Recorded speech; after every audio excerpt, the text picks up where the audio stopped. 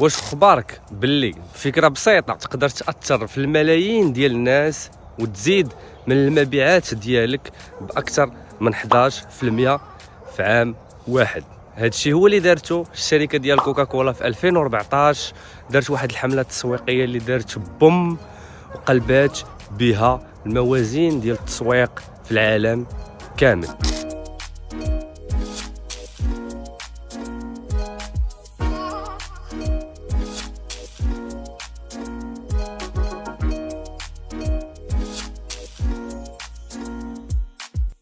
البرانسيب ديال هذه الحمله التسويقيه اللي كانت دارتها كوكاكولا في 2014 وسماتها شيرا كوك هو انهم قدروا يبدلوا السميه ديال كوكاكولا في القراعي كاملين وردوهم بالاسماء ديال الملايين ديال الناس اللي منهم انا وانت والاخر والاخر.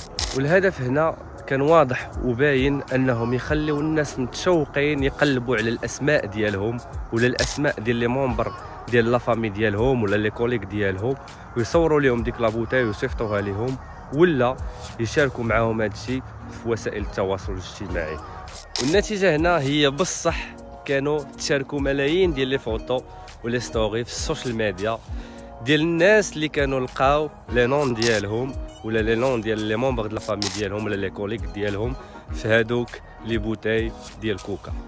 شوف كيفاش فكره بسيطه قدرات الشركه تخلق واحد الارتباط عاطفي ما بين الكونسوماتور وما بين البراند ديالها، وكتحسس بان المستهلك ولا الكونسوماتور هذاك البرودوي خارج مخصص ليه هو.